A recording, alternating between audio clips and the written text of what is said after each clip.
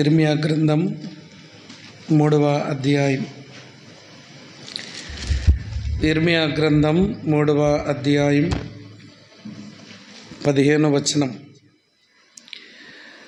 నాకిష్టమైన కాపరులను మీకు నియమింతును, వారు జ్ఞానముతోనూ వివేకముతోనూ మిమ్ము నేలుదురు. నాకిష్టమైన కాపరులను మీకు నియమింతును. మరో స్థలములో మరో భాగాన్ని మనం మార్చి చదువుదాం. అపోస్తలుడైన పౌలు రోమీయులకు రాసిన పత్రిక, అపోస్తలుడైన పౌలు రోమీయులకు రాసిన పత్రిక 1వ అధ్యాయం 8వ వచనం నుండి 15వ వచనం వరకు ఉన్న భాగాన్ని చదువుదాం. నేను ఒక వచనం చదువుతాను, దయచేసి మీరు ఒక వచనం చదవండి. మీ విశ్వాసము సర్వలోకమున ప్రచురము చేయబడుచుండుటను బట్టి మొదట మీ అందరి నిమిత్తము యేసు క్రీస్తు ద్వారా నా దేవునికి కృతజ్ఞతాస్తుతులు చెల్లించుచున్నాను.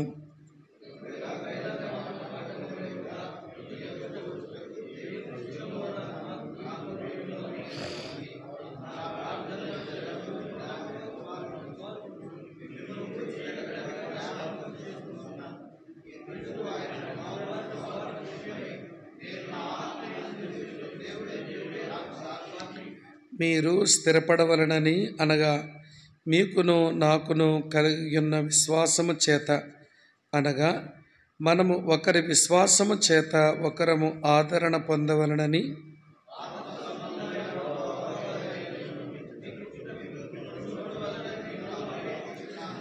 సహోదరులారా, నేను ఇతరులైన అన్య జనులలో ఫలము పొందినట్లు మీలో కూడా ఫలమేదైనను పొందవలనని అనేక పర్యాయములు మీ యొద్దకు రానుద్దేశించితిని, గాని ఇదివరకు ఆటంకపరచబడితిని. ఇది మీకు తెలియకుండుట నాకు ఇష్టము లేదు.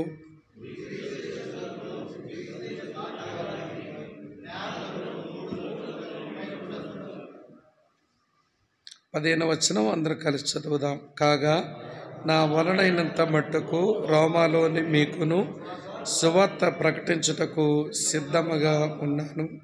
ప్రార్థన చేసుకుందాం. మా పరమ తండ్రి, నీ కుమారుడు మా ప్రభు అయిన యేసుక్రీస్తునందు మిమ్మలను మా హృదయపూర్వకంగా స్తుతిస్తూ మరొకసారి నీ పాదాల చెంతకు చేరి వస్తున్నాం. నేనును మా సహోదరులు సోదరీలు నీ సన్నిధిని నీ వాక్యం కొరకు మేము కనిపెట్టుకుని ఉండగా, మా అందరికీ కావలసిన నీ వాక్కులు మాకు అందించి మా ఆలోచనలను మీరు సవరించి నీ కొరకు ఒక యోగ్యమైన జీవితం జీవించడానికి తగు తీర్మానాలు మా హృదయంలో కలగడానికి మీ కృప అనుగ్రహించండి. ఈ సమయాలు మాకు అర్థవంతంగా ఆశీర్వాదకరంగా మలచండి. చేరివచ్చిన దైవ సేవకులందరిని బట్టి మీకు వందనాలు చెల్లిస్తూ, ఈ సమయం మమ్మల్ని మేము నీ నమ్మకమైన చేతులకు అప్పగించుకుంటూ ఉండగా మా మధ్య మీరు కృపాకార్యం చేయుదురని యేసుక్రీస్తు వారి ప్రశస్త నామంలో స్తోత్రాలు చెల్లించి ప్రార్థిస్తున్నాము తండ్రి. ఆమెన్. ఆమెన్. ప్రియమైన దేవుని సేవకులారా, చివరగా మనం పాడుకున్న పాట ఒక్కొక్క చరణం 1-2 సార్లు చదువుకొని దాన్ని ధ్యానం చేసి ఆ వచనాలలో ఉన్న సారాంశపు వెలుగులో సేవకులుగా మన జీవితాలు మనం చూసుకోగలిగితే అందులో ఉన్న ప్రతి చరణం మనకు ఒక సందేశాన్ని ఇస్తుంది అన్నట్టుగా ఉంది ఆ పాట. మరి మీరు పాడుతున్నప్పుడు ధ్యానిస్తూ పాడారో లేదో అది నాకు తెలియదు, కానీ నేను జాయిన్ అయిన తర్వాత ఆ 4 చరణాలు ఎంతో అర్థవంతంగా సేవకుడు స్వపరీక్ష చేసుకోవడానికి తగినంత సమాచారము, దైవిక తలంపులు ఆ పాటలో ఇమిడి ఉన్నట్టుగా నాకు అర్థమైంది. చాలా సంతోషం. మరి ఉదయకాలం దేవుని సన్నిధిలో మనం ఇలా కూర్చొని దేవునికి ఇష్టమైన కాపరులు ఎలా ఉంటారు అనేది పౌలు యొక్క జీవితంలోంచి మనం కొన్ని తలంపులు నేర్చుకోవడానికి ప్రభు సహాయం చేశారు. ఆ వాక్యపు వెలుగులో మన జీవితాలు పరిశీలించుకుంటున్నప్పుడు మనం చాలా విషయాలలో వెనకబడ్డాము అని, చాలా విషయాల్లో మనం సవరించుకోవలసిన అవసరత కూడా మనకుంది అని మనకు అర్థమైంది. అలాగా ప్రభు దగ్గర మన హృదయాలను మనం కుమ్మరించుకోగలిగాం. సరే, ఈ రెండో పూట నా సందేశం దేవునికి ఇష్టమైన కాపరి హృదయం. దేవునికి ఇష్టమైన కాపరి హృదయం. నేను ఒక సేవకుల కూడికలో, అది టీచింగ్ ప్రోగ్రాం, బోర్డు కూడా పెట్టి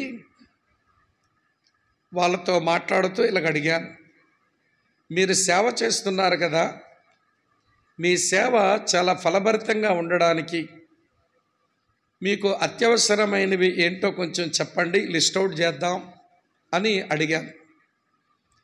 ఒక సహోదరుడు నిలబడి, నేను చాలా కాలం నుంచి సేవ చేస్తూ ఒక ఇంట్లో కూడుకుంటున్నామండి, అది ఇల్లు అయిన కారణం చేత మరి వచ్చేవాళ్ళు కొద్ది రోజులుండి ఇల్లు కదా అని వెళ్ళిపోతున్నారు, నాకు మందిరం ఉండుంటే ఎంత బాగా సేవ చేద్దునో అన్నాడు. సరే, బోర్డు మీద మందిరం అని రాశాను. తర్వాత మరో సహోదరుడు అంటున్నాడు, మా పరిచర్యలో మాకు తగినంత పబ్లిక్ ఆడియో సిస్టమ్ లేదండి, ఎంతసేపు నేనే గొంతు చెంచుకొని ఏవో 2 ముక్కలు చెప్తున్నాను, కానీ ఒక చక్కని పబ్లిక్ ఆడియో సిస్టమ్ ఉంటే మైకి పెట్టి ఊరందరికీ వాక్యం వినిపించేవాడిని, మా సంఘము కూడా దేవుని వాక్యము నా యొద్ద నుంచి సరిగా పొందుకొని ఉండేది అని అతని అత్యవసరం అదట చెప్పారు. సరే, public audio system, PA system రాశాను.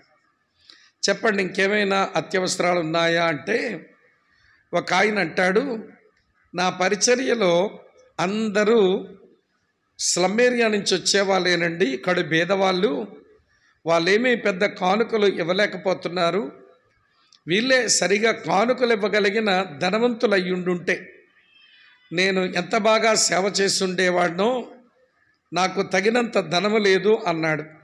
మంచిది, ఆయన సేవలో అత్యవసరం ధనమట. ఆయనదేమో మందిరం, ఈయనదేమో పబ్లిక్ ఆడియో సిస్టమ్, ఈయనదేమో ధనం. ఇంకేమైనా అవసరాలు ఉన్నాయా చెప్పండి అంటే మరొక ఆయన అన్నాడు, మా చర్చి నిండా ముసలోళ్ళేనండి, చాలా చక్కగా పాటలు పాడే యవనస్తులు లాంటి వాళ్ళు ఉండుంటే ఎంత బాగున్ను, మా చర్చిలో ప్రాబ్లం ఏంటనంటే పాడగలిగిన యవనస్తులు కానీ క్వైర్ కానీ లేదండి, నేను ముసలోళ్ళతోనే అట్లా నెట్టుకొని పోతున్నాను, కాబట్టి నాకు యవ్వనస్తులు మంచి క్వైర్ ఉంటే బాగుంటుందేమో అని అనిపిస్తుంది అన్నాడు. అది కూడా రాశాను. మరొక ఆయన అంటాడు, సరే ఇవన్నీ నాకున్నాయి కానండి, నాకు సమస్య ఏంటనంటే మేము చాలా ఇబ్బందులు కలిగించే మనుషుల మధ్య సేవ చేస్తున్నాం, మా చర్చిలో కొంచెం పబ్లిక్లో పేరు ప్రఖ్యాతులు కలిగిన వాళ్ళు ఉండుంటే వాళ్ళ వలన అన్ని సమస్యలు పరిష్కరించుకొని నెమ్మదితో సేవ చేసి ఉండేవాడిని, మా చర్చిలో ఉండే వాళ్ళు ఎవరూ కూడా సొసైటీలో అంత పేరు ప్రఖ్యాతులు కలిగిన వారు లేరు, వాళ్ళే ఉండుంటే ఎంత బాగుండునో అన్నాడు. ఇది ఆయన అత్యవసరమట. సరే, నేను చెప్పడానికి నాకు టైం చాలదు, కానీ ఆవేళ బోర్డు అంతా నిండిపోయింది. మన వాళ్ళు చెప్పినటువంటి విషయాలన్నీ రాస్తే ఇవన్నీ అవసరం లేదా అంటే ఇవన్నీ అవసరాలే. మందిరం అవసరం, పిఏ సిస్టమ్ అవసరం, కానుకలు ఇచ్చే వాళ్ళు అవసరం, యవ్వనస్తులు అవసరం, పేరు ప్రఖ్యాతులు గల వాళ్ళు అవసరం, టెక్నాలజీ ఈ రోజుల్లో మరీ అవసరం. ఇవన్నీ అవసరాలే, కానీ ఇవి అత్యవసరాలైతే కాదు. ఇవన్నీ లేని రోజుల్లో మన పితరులు మనకంటే చాలా యోగ్యంగా సేవ చేశారు. మరి పరిచర్యకు అత్యవసరమైనది ఏంటి? ఇవన్నీ అవసరాలే, నేను కాదనడం లేదు. కానీ సేవకు అత్యవసరమైనది ఏంటి అంటే, సేవకు అత్యవసరమైనది హృదయం. ఎందుకు అంటే, క్రైస్తవ పరిచర్య కాపరి చేయవలసిన సేవ హృదయ సంబంధమైన, హృదయ కేంద్రీకృతమైన పరిచర్య. ఏమంటే, Christian ministry is heart centred ministry, హృదయ కేంద్రీకృతమైన పరిచర్య. మనము హృదయాలను గెలవాలి. మన హృదయంతో మరొక హృదయంతో మనం కలిసి పనిచేయాలి. మన హృదయం పరివర్తన చెందింది, ఎదుటివారి హృదయం పరివర్తన చెంది రూపాంతరం చెందాలి. ఆ దిశగా మనం పనిచేస్తున్నాం. ఇవన్నీ ఉన్నా లేకపోయినా మనం పరిచర్య చేయగలగవచ్చును. కానీ సేవకు అత్యవసరమైనది హృదయం. ఆ హృదయం కానీ లోపించింది అంటే మనమేమీ పరిచర్యను చేయలేము. ఇది మనం గమనించాలి. దేవునికి ఇష్టమైన కాపరుల హృదయం, అది ఇప్పుడు నా సందేశం. కనుక దేవునికి ఇష్టమైన కాపరుల హృదయం ఎలా ఉంటుంది? అపోస్తలుడైన పౌలు తన యొక్క హృదయానికి ఎండోస్కోపీ చేసుకుని, నేను ఇలాంటి హృదయంతో నేను కాపరిగా ఉన్నాను అని తన హృదయాన్ని గురించి ఆయన చెప్పినటువంటి మాటలే ఇప్పుడు మన ఉత్తర ప్రత్యుత్తరాలుగా మనం చదివాం. సరే, హృదయం దగ్గరికి వెళ్ళక మునుపు హృదయం విషయమై 3 మాటలు మన ముందు జ్ఞాపకం చేసుకోవాలి. తెలిసిన వచనాలే, అయినా సందర్భం వచ్చింది కనుక జ్ఞాపకం చేసుకుందాం. నాతో రండి. ఇర్మియా గ్రంథం 17వ అధ్యాయం. ఇర్మియా గ్రంథం 17వ అధ్యాయం 9వ వచనం మనకు తెలిసిన వచనమే. హృదయము అన్నిటికంటే మోసకరమైనది, అది ఘోరమైన వ్యాధి కలిగినది, దాన్ని గ్రహించగలిగిన వాడు ఎవడు? సేవకుని హృదయమైన, సాధారణ విశ్వాసీ హృదయమైన ఇంతే. అందరి హృదయము మోసకరమైనదే, అది ఘోరమైన వ్యాధి కలిగింది. అయితే మిత్రులారా, అటువంటి హృదయాన్ని దేవుని యందు విశ్వాసం ఉంచిన ఒక విశ్వాసి యొక్క జీవితంలో దేవుడు ఏమి చేసినాడు ఆ హృదయాన్ని అని అంటే, నూతన నిబంధన ఆశీర్వాదాలు మాట్లాడే సందర్భంలో అటు ఇర్మియా గ్రంథంలో కానివ్వండి, ఇటు యెహెజ్కేలు గ్రంథంలో కానివ్వండి, ప్రభు చెప్పిన మాట ఏమిటి అంటే, వారి రాతి హృదయమును తొలగించి, చెప్పండి, వారికి ఏమిస్తున్నాను? మాంసపు హృదయాన్ని ఇస్తున్నాను అన్నాడు. అంటే మన మోసకరమైన, ఘోరమైన, వ్యాధి కలిగిన హృదయాన్ని దేవుడు రిపేర్ చేయలేదు. రిపేర్ చేస్తే మళ్ళీ దీనికి రిపేర్ వస్తుంది. అందుకని దేవుడు ఘోరమైన, మోసకరమైన ఆ రాతి హృదయానికి బదులుగా దేవుడు మాంసపు హృదయాన్ని రీప్లేస్ చేశాడు, రిపేర్ చేయలేదు. ఆయన ఒక నూతన హృదయమును మీకు ఇచ్చేదను అని నూతన నిబంధన ఆశీర్వాదాల్లో ఇర్మియా గ్రంథం 32వ అధ్యాయంలో ఆ మాటలే దేవుని సేవకుని ద్వారా దేవుడు చెప్పే మాటలుగా ఆ మాటల్ని మనం చూస్తాం. అయితే వినండి, ఘోరమైన, మోసకరమైన వ్యాధి కలిగిన హృదయం అది మాంస హృదయంగా, బాగు చేయబడిన హృదయంగా మారింది. అయితే సొలొమోను ఈ హృదయం విషయమై ఒక హెచ్చరిక మాట ఎలా చెప్పాడు? సామెతల గ్రంథం 4వ అధ్యాయం. సామెతల గ్రంథం 4వ అధ్యాయం చదువుతున్నాను, చూడండి. 23వ వచనం. నీ హృదయములో నుండి జీవధారలు బయలుదేరును, కాబట్టి అన్నిటికంటే ముఖ్యముగా నీ హృదయమును భద్రముగా కాపాడుకొనుము. ఈ సంగతిని మీ మనసులో పెట్టాలి. ఘోరమైన, మోసకరమైన హృదయం కలిగినటువంటి మనకు దేవుడేమో ఆయన మనకి మెత్తని హృదయం, ఆయన నూతన హృదయాన్ని ఆయన ప్రసాదించాడు. ఆ ఇచ్చినటువంటి హృదయాన్ని అది చాలా ప్రాముఖ్యమైనది అని ఎంచి మన హృదయం విషయమై మన కడు జాగ్రత్త కలిగి ఉండవలసిన అవసరం ఉంది. ఈ మాటలు చిన్న విశ్వాసులుగా చెప్పాల్సిన మాటలే కాదు. సేవకులమైన మనము కూడా మన హృదయాల పరిస్థితి ఎప్పటికప్పుడే జాగ్రత్త తీసుకోవలసిన అవసరత ఉంది.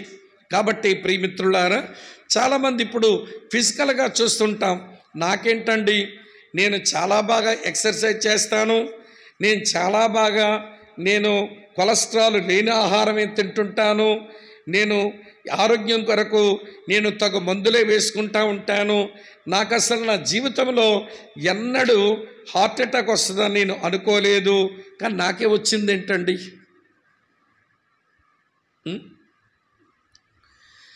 మొన్న శుక్రవారం కాకుండా ముందు శుక్రవారం నేను ఒక హౌస్ని విజిట్ చేయాల్సి వచ్చింది.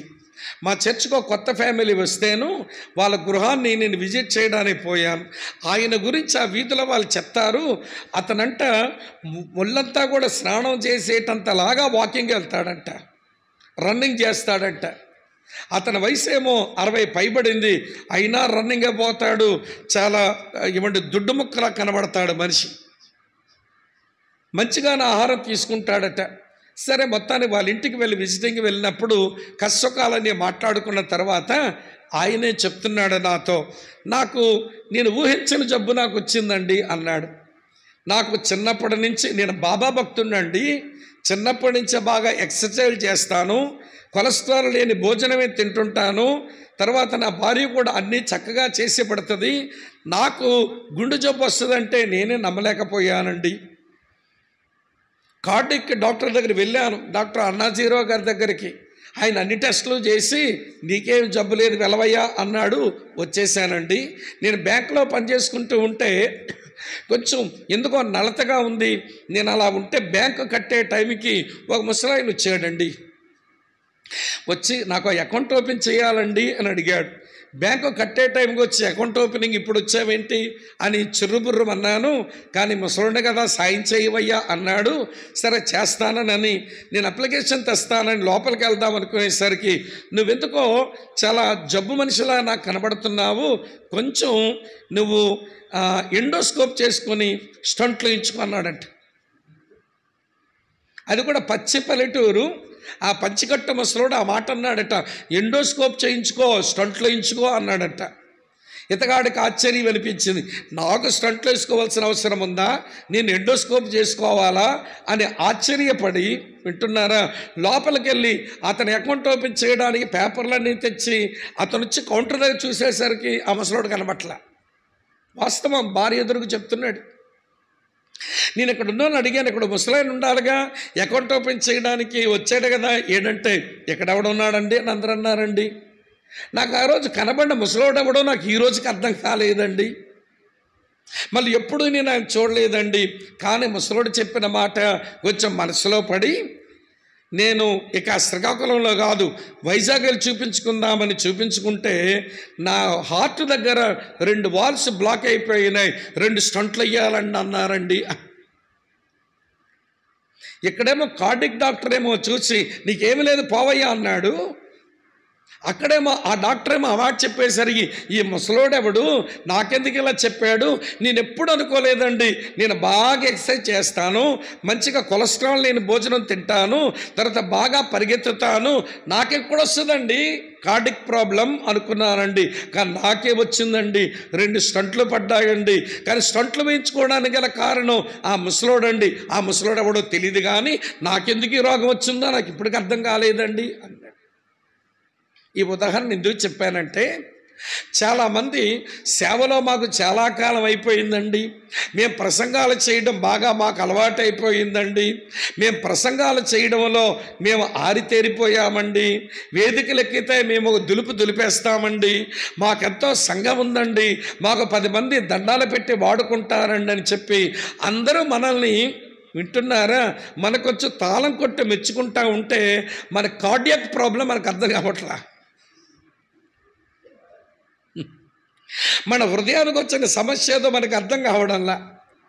చాలా కాలం తర్వాత తెలుస్తుంది, అమ్మో నేను ఈ హృదయ సమస్యలో పడ్డాను, చెక్ చేసుకోలేదు కనుక తిప్పలు వచ్చాయని.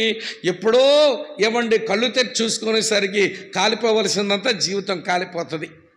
అందుకేనేమో వినండి, మోసకరమైన వ్యాధి కలిగిన రాతిగుండెతో బ్రతికిన మనకు మన మారుమనస్సు పొంది రక్షించబడినప్పుడు ఆయన మెత్తని హృదయం, నూతన హృదయాన్ని ఇచ్చి, ఆ హృదయం అన్నిటికంటే ముఖ్యమైనది కనుక దాని విషయమై జాగ్రత్తలు తీసుకో, అన్నిటికంటే ముఖ్యముగా నీ హృదయమును భద్రంగా కాపాడుకో అని లేఖనం బోధిస్తూ ఉంది.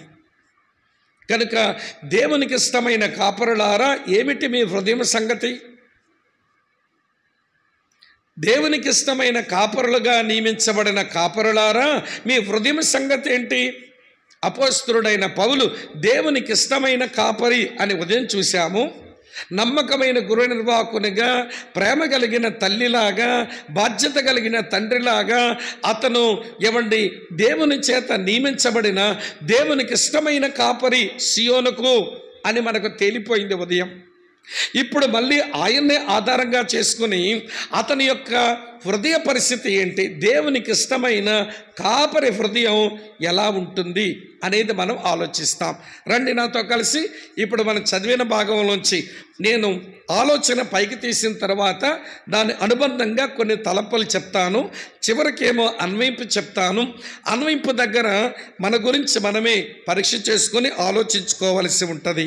రోమీలకు రాసిన పత్రిక 1వ అధ్యాయం 8వ వచనం ఇలా ఉంది: మీ విశ్వాసము సర్వలోకమున ప్రచురము చేయబడుచుండుటను బట్టి మొదట మీ అందరి నిమిత్తము యేసుక్రీస్తు ద్వారా నా దేవునికి కృతజ్ఞతాస్తుతులు చెల్లించుచున్నాను. ఈ వచనంలో అపోస్తలుడైన పౌలు దేవునికి ఇష్టమైన ఈ కాపరి, అతని హృదయం ఏమి హృదయం అంటే అతని హృదయం అర్పించు హృదయం. ఆయన హృదయం అర్పించు హృదయం. ఏమర్పిస్తుంది ఆ హృదయం అంటే కృతజ్ఞతాస్తుతులు దేవునికి అర్పిస్తుంది. వినండి ప్రియ మిత్రులారా, మాకు ప్రభువానికి స్తోత్రము స్తుతులు చెల్లిస్తున్నాను అన్న మాటలు ప్రార్థనలో ఆరాధనలో వరబడిగా వల్లించడం మనకు వచ్చు, కానీ కొంచెం సీరియస్గా దీని గురించి కొంచెం ఆలోచించాలి. మనం ఏమిటో మనం సీరియస్గా ఆలోచించవలసిన విషయం ఇలా చెప్పనివ్వండి జాగ్రత్తగా. మనము నమ్మిన దేవుడు, మన సేవిస్తున్న దేవుడు మన కొరకు కార్యాలు చేసిన తర్వాత మన యొద్ద నుంచి కృతజ్ఞతల కొరకు ఎదురు చూస్తుంటాడు. కార్యాలు చేస్తుంటాడు, మన కృతజ్ఞతల కొరకు ఎదురు చూస్తుంటాడు. దాని రుజువు ఏంటనంటే ఆయన 10 మంది కుష్ఠరోగులను బాగు చేశాడు. ఎంతమంది వచ్చారు కృతజ్ఞత చెప్పేదానికి? ఒక్కడే వచ్చాడు. అప్పుడు యేసయ్య నోట వచ్చిన మాట ఏంటి? 10 మంది శుద్ధులైరి కారా, కృతజ్ఞతలు చెల్లించడానికి నీవు ఒక్కడవే వచ్చావు, మిగిలిన 9 మంది ఎక్కడా అన్నాడు. అంటే కార్యాలు చేసిన దేవుడు మన యొద్ద నుంచి కృతజ్ఞతల కొరకు ఎదురు చూస్తున్నాడు అని చెప్పడానికి ఇంతకంటే గొప్ప నిదర్శనం అక్కర్లేదు. అందుకని 1 తెస్సలోనిక పత్రిక 5వ అధ్యాయం 16-18 వచనాలు తెలుగులో మనం అక్కడ ఇలా చదువుతాం. ఏమని చదువుతామనంటే, మీరు ప్రతి విషయమందును దేవునికి కృతజ్ఞతాస్తుతులు చెల్లించండి, ఎలాగో చేయుట యేసుక్రీస్తునందు మీ విషయములో దేవుని చిత్తం. కృతజ్ఞతలు చెల్లించడము దేవుని చిత్తం. కృతజ్ఞతల కొరకు దేవుడు ఎదురు చూస్తుంటాడు. నేను చాలా కాలం కిందట ఒక దైవజనుడు రాసిన మాట చదివాను. అది నా మనసులో బాగా పడింది. అదేంటి అని అంటే, వినండి జాగ్రత్త. కృతజ్ఞతలు చెల్లించలేని హృదయం పాపమును పండించే సారవంతమైన భూమి లాంటిదంట. అర్థమైందో లేదో? కృతజ్ఞతలు చెల్లించని హృదయం పాపాన్ని పండించే సారవంతమైన భూమి లాంటిది. కొన్ని హృదయాలు పాపాన్ని పండించే సారవంతమైన భూముల్లాగా మారిపోయినాయి. ఎందుకనంటే ఆ హృదయాలలో కృతజ్ఞతలు చెల్లించే అలవాట్లు లేవు. కృతజ్ఞతలు చెల్లించే అలవాట్లు లేవు. పాత నిబంధన దేవుని ప్రజలైన ఇశ్రాయేలీల యొక్క పాపాలలో ప్రధానమైన మొట్టమొదటి పాపం ఏంటో అంటే విశ్వాసఘాతుకత్వమే. ధాన్య ద్రాక్షారస తైలములు ఇచ్చిన వాడు నేనని ఎరగక వాటిని బయలుదేవతలుగా వీరు అర్పిస్తున్న కృతజ్ఞత లేని వారు, విశ్వాసఘాతకులారా అని దేవుడు సంబోధించవలసి వచ్చింది. కనుక ఇప్పుడు జ్ఞాపకం చేస్తాను, వినండి. మన హృదయాలు కృతజ్ఞతాస్తుతులు అర్పించే హృదయాలు కావాలి. అలా కృతజ్ఞతలు చెల్లించడం దేవుడు కోరుకుంటున్నాడు. అది దేవుని చిత్తం. ఒకవేళ అలా కృతజ్ఞతలు చెల్లించకపోతే మనము మన హృదయాల్లోంచి పాపాన్ని పండించే ఒక సారవంతమైన భూమిలాగా మన హృదయాన్ని ఉంచుకునే వాళ్ళంగా మారిపోతున్నాము అనే విషయం మనం గుర్తెరగాలి. ఇప్పుడు సేవకులం కదా, మాకు కృతజ్ఞతలు చెల్లించడం వచ్చు అని మీరంటే నేను మూలాల నుంచి మిమ్మల్ని అడుగుతాను, తేల్చుకుందాం ఒక్కసారి. మొట్టమొదట మీ గురించి మీరు కృతజ్ఞతాస్తుతులు చెల్లించడం. పౌలు భక్తునకు తన గురించి తాను దేవునికి కృతజ్ఞతలు చెల్లించడం వచ్చు. తన గురించి తన విషయమై దేవుని కృతజ్ఞతలు చెల్లించేవాడు. చూపిస్తాను చూడండి. తిమోతికి రాసిన మొదటి పత్రిక మొదటి అధ్యాయం 12-13 వచనాలు చూడండి. పూర్వము దూషకుడును హింసకుడును హానికరుడనైన నన్ను తన పరిచర్యకు నియమించి నమ్మకమైన వానిగా ఎంచినందుకు నన్ను బలపరిచిన మన ప్రభువైన యేసుక్రీస్తుకు చెప్పండి కృతజ్ఞుడనై ఉన్నాను. నా విషయమై నా దేవునికి కృతజ్ఞతలు చెల్లించేవాడిని. ఇది ఒక కోణమైతే, ఇది ఒక దశ అయితే, పౌలు యొక్క కృతజ్ఞతాస్తుతులు చెల్లించే జీవిత అనుభవంలో మరో కోణం ఏంటో తెలుసా? ఇతరుల విషయమై కృతజ్ఞతలు చెల్లిస్తాడు. అది ఇప్పుడు రోమాపత్రికలో మొదటి అధ్యాయం 8వ వచనంలో మనం చదివిన విషయం. మీ విశ్వాసము సర్వలోకమున ప్రచురమగు చుండుటను బట్టి మీ విషయమై నేను దేవునికి ఏం చేస్తున్నాను? కృతజ్ఞతాస్తుతులు చెల్లిస్తున్నాను. అంటే రోమీల గురించి చెప్పాడు, వింటున్నారా నాతో కలిసి? అలాగనే కొరింథీ విశ్వాసులను కూడా దృష్టిలో పెట్టుకొని వారి గురించి కూడా ఈ మాట అన్నాడు. మీ కొరకే చదువుతాను చూడండి. మొదటి కొరింథీ పత్రిక మొదటి అధ్యాయం 4వ వచనం. క్రీస్తు యేసునందు మీకు అనుగ్రహించబడిన దేవుని కృపను చూచి మీ విషయమైన దేవునికి ఎల్లప్పుడూ కృతజ్ఞతాస్తుతులు చెల్లించుచున్నాను. గమనించారా? గలతీయుల విషయమై ఈ మాట లేదు. ఈ మాట ఎందుకు లేదంటే గలతీయులు వారు కాస్త కల్తీయులు అయిపోయారు.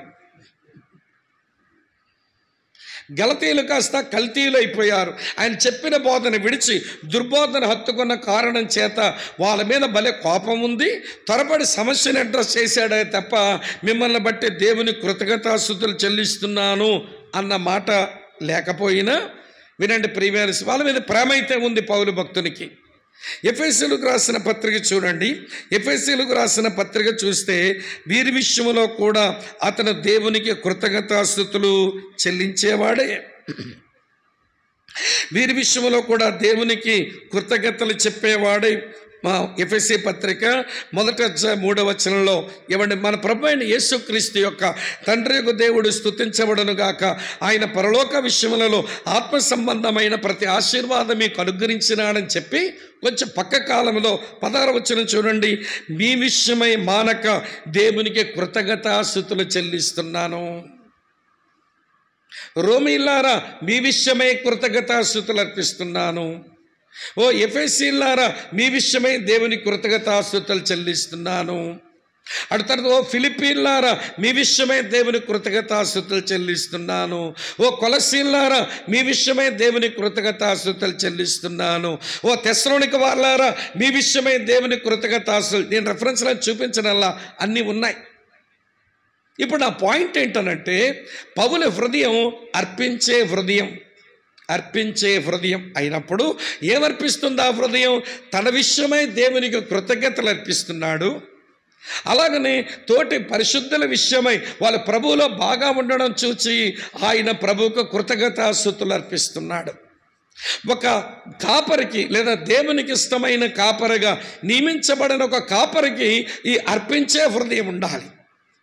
నీ విషయమై దేవునికి కృతజ్ఞతాస్తుతులు చెల్లించడం మూలాల్లోంచి ఒకవేళ చూస్తే, నువ్వు పుట్టక మునిపే, ఇలా అడుగుతున్నానేమనుకోకండి, ఇక్కడి నుంచి ఆలోచించమనమని చెప్తున్నాను ఈ విషయం. మనం పుట్టక మునిపే, మనం పుట్టగానే ఆకలిగా ఏడుస్తామని మన అమ్మ దగ్గర మనకు పాలు సిద్ధం చేసి ఉంచాడు. అడిగితే పాలు సిద్ధమైనాయా? ఓ దేవుడా, నేను పుట్టగానే ఆకలికి ఏడుస్తాను, మా అమ్మ దగ్గర నాకు పాలు సిద్ధం చేయి అని నువ్వేమైనా ప్రార్థన చేసావా దేవునికి? లేదే.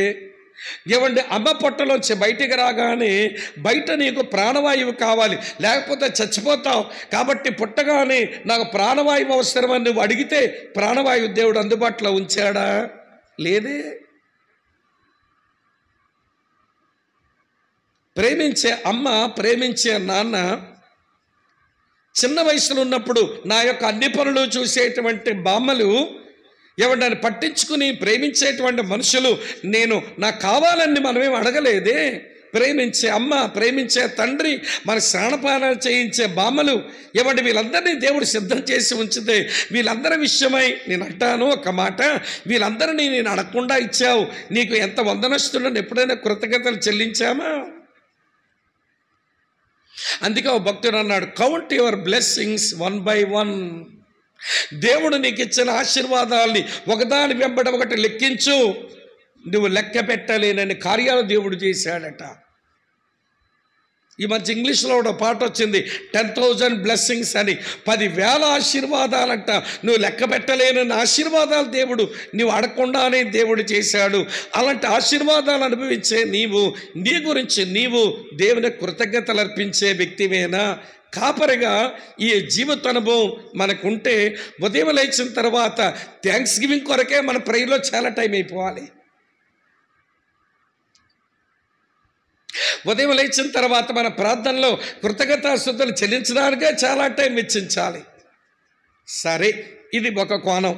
అదర్ సైడ్, ఇతర కోణం ఏంటనంటే, ఎవరో దేవునిలో చాలా బాగున్నారు, ఎవరో దేవుని కొరకు వాడబడుతున్నారు, ఎవరి ఎడలో దేవుడు కార్యాలు చేస్తున్నాడు, అది మన చెవిన పడింది, మన కళ్ళ ముందు కనబడింది, వారి విషయమై దేవునికి ఎప్పుడైనా కృతజ్ఞతాస్తుతులు చెల్లించామంటారా? నీ విషయమై నీకే కృతజ్ఞత చెల్లించుకోవడం రాదు, థ్యాంక్ యూ లార్డ్ అంటే అయిపోయిందా?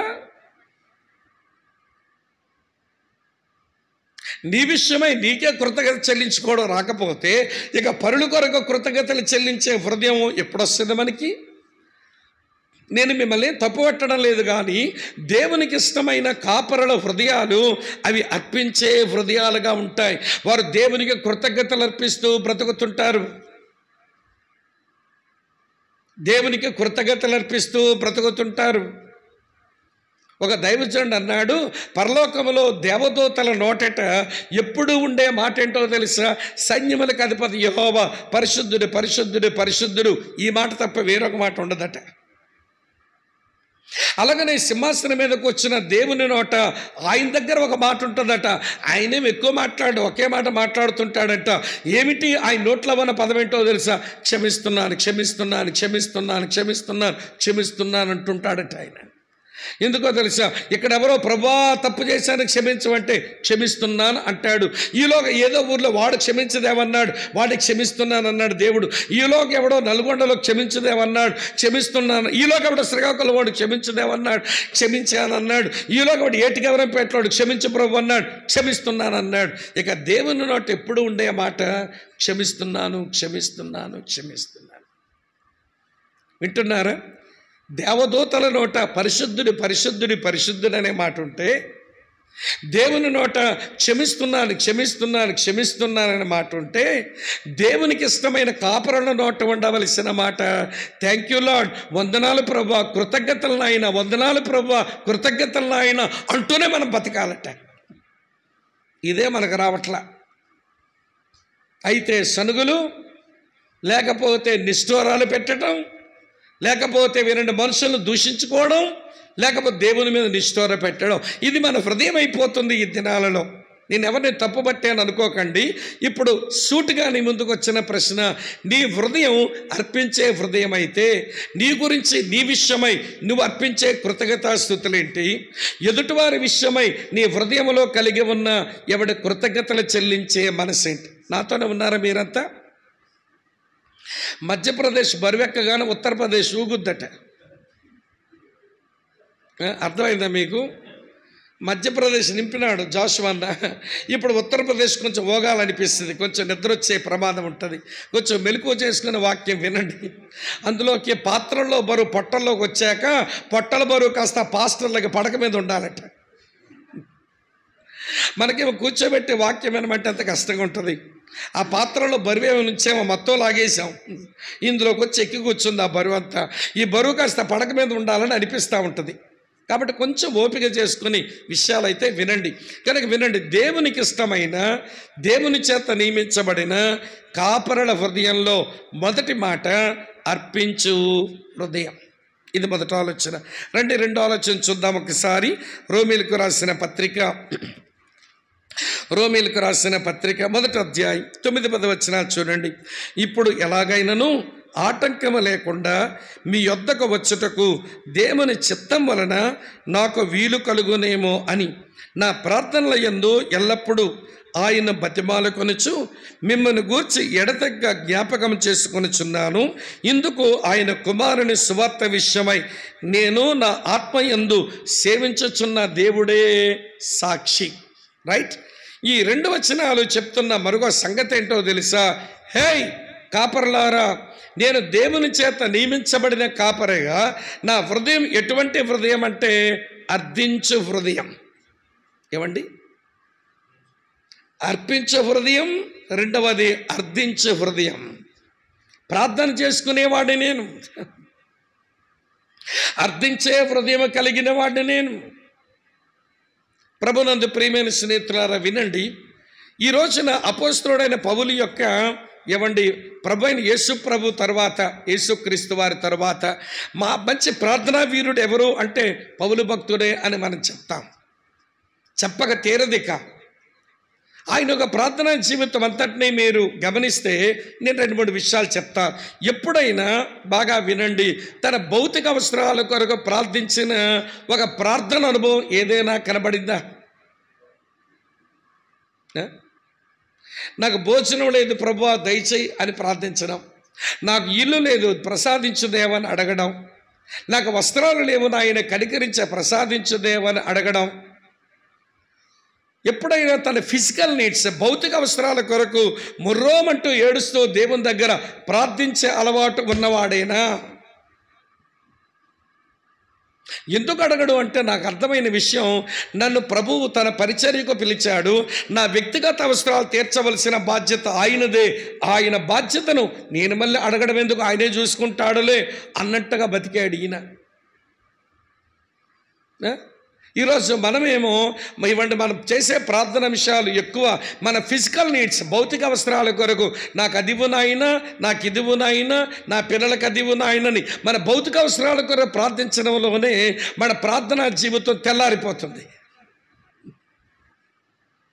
ఇంకో విషయం మీతో చెప్తాను. ఆయన పరిశుద్ధుల కొరకు ప్రార్థన చేసినప్పుడు, సంఘాల కొరకు ప్రార్థన చేసినప్పుడు ఎప్పుడైనా వాళ్ళకి లేని దాని గురించి ప్రార్థన చేశాడా, లేక వాళ్ళ దగ్గర ఉన్న వాటి కొరకు ప్రార్థన చేశాడా?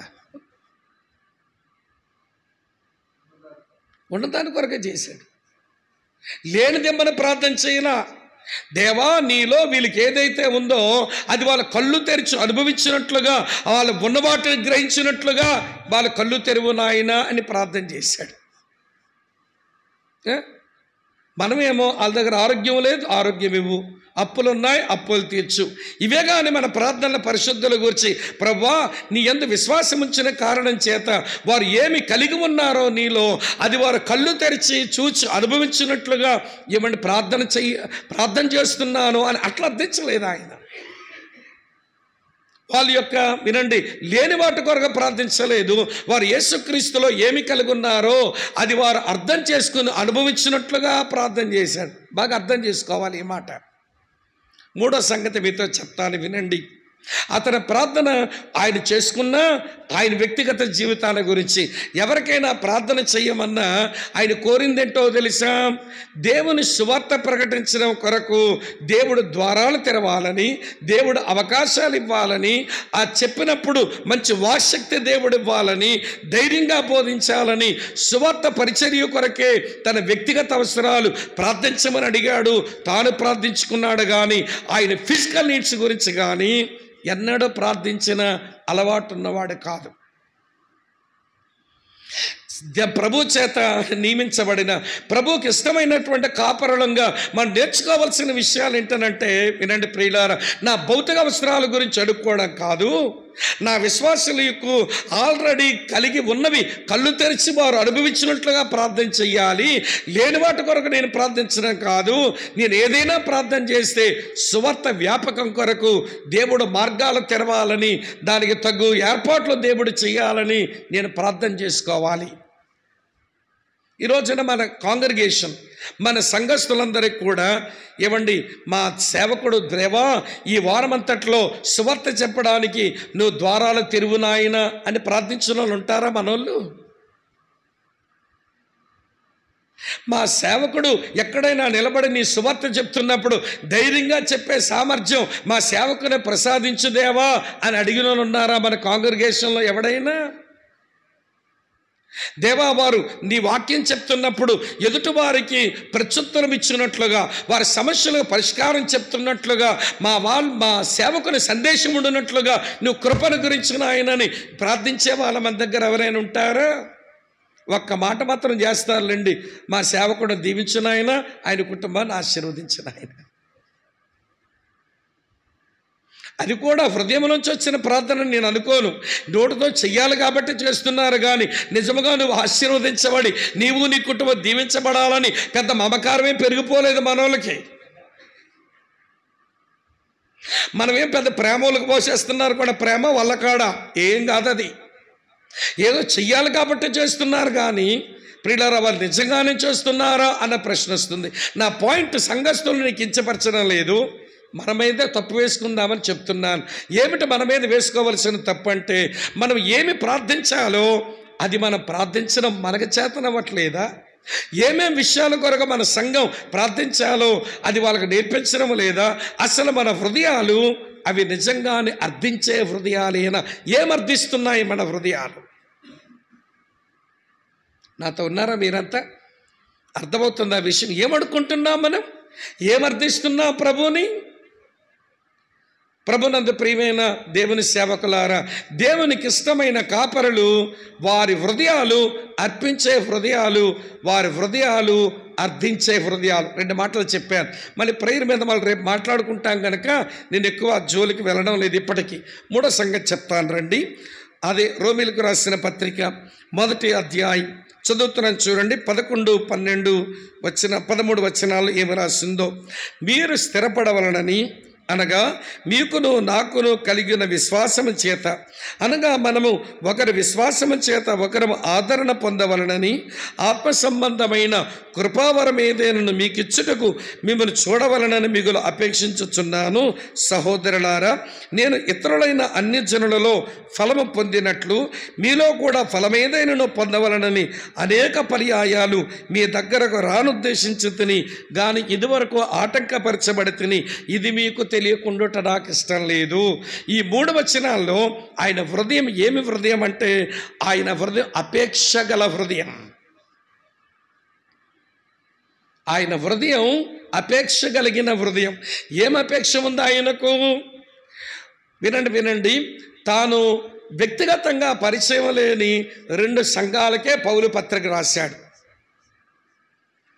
వినండి, కొరింథీయులకు తనకు వ్యక్తిగత సంబంధం ఉంది, గలతీయులకు ఆయనకు వ్యక్తిగత సంబంధం ఉంది, ఎఫెసీయులకు ఆయనకు వ్యక్తిగత సంబంధం ఉంది, ఫిలిప్పీలకు ఆయనకి వ్యక్తిగత సంబంధం ఉంది, తెస్సలోనిక వాళ్ళకి పౌలుకి వ్యక్తిగత సంబంధం ఉంది. పర్సనల్ రిలేషన్ లేని 2 సంఘాలు, ఒకటి రోమీయులు, మరొకటి కొలసీలు. రోమీయుల గురించి ఎవరో చెప్పారు, వారికి ఉత్తరం రాశాడు. కొలసీల గురించి ఎఫెఫ్రా చెప్పాడు, వారికి ఉత్తరం రాస్తున్నాడు. సరే, ఇప్పుడు ఆయన వినండి చాలా జాగ్రత్తగా. ఇప్పుడు రోమీయులకు రాస్తూ మిమ్మల్ని చూడాలని అపేక్ష, నా హృదయం అపేక్ష కలిగిన హృదయం. సరే, ఏమిటి ఆయన అపేక్ష?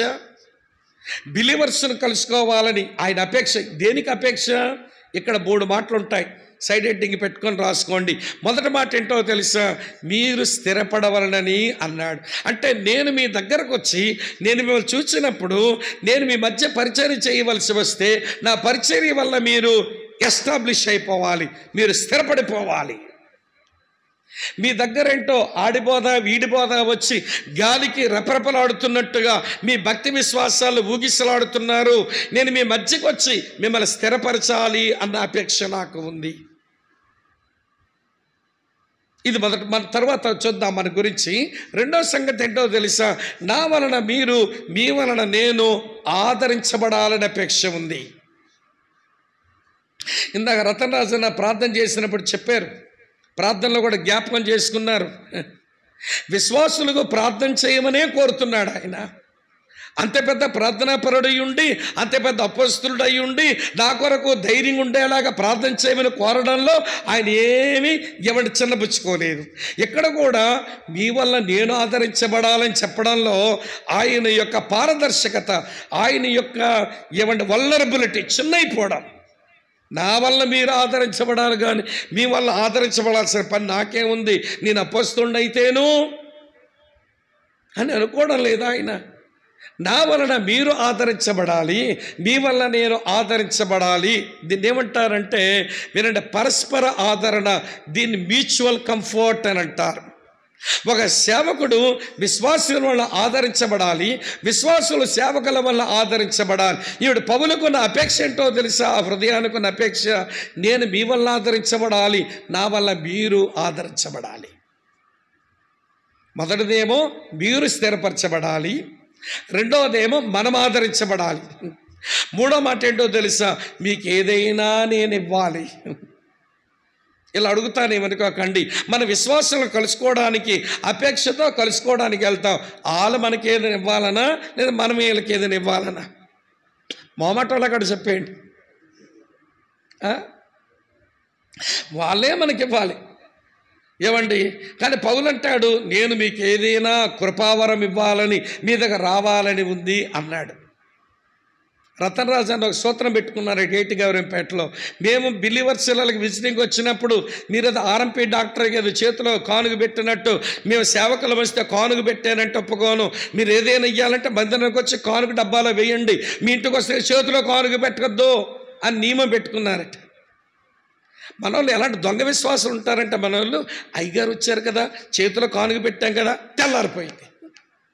మందిరంకి వెళ్ళక్కర్లేదు, వాక్యం వినక్కర్లేదు, ఆరాధించక్కర్లేదు, ప్రభు వాళ్ళని సమీపించక్కర్లేదు, పరిశుద్ధులతో సహవాసం చేయనక్కర్లా, కానుకిచ్చాంగా అని సరిపెట్టుకుంటారు వాళ్ళు.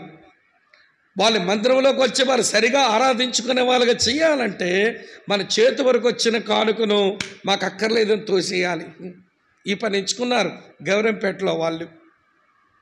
నేను మీకు చెప్పగోరే విషయం ఏంటనంటే, సేవకునిగా నేను విశ్వాసం కలుస్తున్నప్పుడు ఆయన నా చేతిలో పెట్టేది ఒక 50 రూపాయల కానుకే తవ్వచ్చేమో కానీ, నా వలన ఆయనకి నేను ఇచ్చేది కొన్ని వేల రూపాయల కంటే ఎక్కువైనది నేను పెట్టాలి అన్నట్టుగా పోవాలి.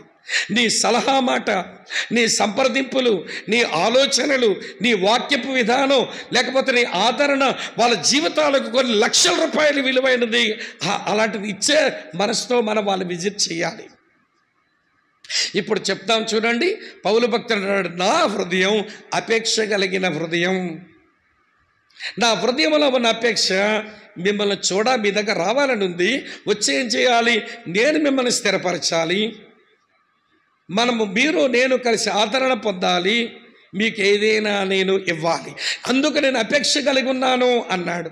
ఈరోజు ఇక్కడ కూర్చున్న కాపరులంగా, దేవునికి ఇష్టమైన కాపరులంగా మనం అలాంటి అపేక్షతోనే బ్రతుకుతున్నామా అంటారా? అలాంటి అపేక్షతోనే బ్రతుకుతున్నామంటారా? మనం ఎవరినైనా కలుసుకున్నది వారి విశ్వాసంలో స్థిరపరచడానికేనా? ఎవరినైనా మనం కలుసుకునేది మన వల్ల వారి వల్ల మనం ఆదరణ పొందడానికేనా? మనం ఎవరినైనా కలుసుకుంటున్నది దేవుడు మనకు అనుగ్రహించిన కృపావరములోంచి వారికి పరిచర్య చేసి వాళ్ళకి మేలు కలిగించడానికేనా? ఏమిటి మన హృదయ పరిస్థితి? పౌలు అంటున్నాడు, నేను ఎండోస్కోపీ చేసుకున్నా, నా హార్ట్ ఏదో నాకు అర్థమైంది. నా హృదయము అర్పించే హృదయము, నా హృదయము అర్థించే హృదయము, నా హృదయము అపేక్ష కలిగిన హృదయం. అపేక్ష కలిగిన హృదయం. మనమంతా ఇక్కడ దేవుని చేత నియమించబడిన కాపరులమైతే కొంచెం నీ కార్డియాక్ టెస్టింగ్ చెయ్యి, నీ హృదయ పరీక్ష కొంచెం చెయ్యి. ఎలాంటి హృదయంతో దేవుని నియమించిన కాపరుగా నేను మీరు చలామణవుతున్నాం, అది ఎవరికి వాళ్ళమే చూసుకోవాలి. రండి, 4వ సంగతి చెప్తాను. చాలా చెప్పాలి, అందుకని నేను కొంచెం స్పీడ్గా వెళ్తున్నాను. 14 వచ్చిన చూడండి. గ్రీసు దేశస్థులు కాని వారికి, జ్ఞానులకును మూఢులకును నేను చెప్పండి రుణస్థుడను. నా హృదయము అప్పుపడిన హృదయం. నా హృదయంలో ఎప్పుడుండే ఆలోచన ఏంటో తెలుసా? నేను అప్పు అయిపోయాను అనుకుంటుంది నా హృదయం. ఎవరికి అప్పు అయిపోయాను? గ్రీసు దేశస్థులకు అప్పుపడి ఉన్నాను. నేను ఏమంటే యూదులకు నేను అప్పుపడి ఉన్నాను. అమ్మా వింటున్నారా? గ్రీసు దేశస్థులకును, గ్రీసు దేశస్థుల జ్ఞాని వారికి, జ్ఞానులకు, మూఢులకు నేను అప్పుపడ్డాను. ఏ విషయంలో అప్పుపడ్డాను? నేను వాళ్ళ దగ్గర డబ్బులు తీసుకున్నానా? లేదే. వాళ్ళ దగ్గర వెండి బంగారాలు తీసుకున్నానా? అప్పుగా లేదే. వాళ్ళ దగ్గర భూమి ఏమైనా తీసుకున్నానా? లేదే. మరి ఏ విషయంలో అప్పుపడ్డానంటే, దేవుడు నాకు సువార్తను ఇచ్చాడు, ఆ సువార్తను వారికి అందించమన్నాడు. నేను వారికి చెప్పకపోతే నేను వాళ్ళకి అప్పు అయిపోయినట్టు లెక్క. ఒక సంఘ కాపరి నేను ఏ వీధిలోనైతే ఉన్నానో ఈ వీధిలో ఉన్న వాళ్ళందరికీ నేను అప్పు పడ్డాను అనుకుని ఉండాలి. అప్పు ఎప్పుడు తీరుద్ది? అప్పులతోనే పరలోకం పోతావా? అప్పుల పారావలాగా అన్నాడు ఒక ఆయన. అప్పులతోనే పోతావరా అప్పుల పారావలాగా దేవుని దగ్గరికి అన్నాడు ఒక ఆయన. ఇది సేవకుల కంటేనే బాగుంటుందేమో. మనం అప్పులతోనే పోతామా? ఆ వీధిలో ఉన్న వాళ్ళందరికీ సువార్త చెప్పడం అని ఒక అప్పు పడ్డాను. నేను సువార్త చెబితేనే అప్పు తీరినట్టు లెక్క, లేకపోతే అప్పుతో మిగిలిపోయినట్టు లెక్క.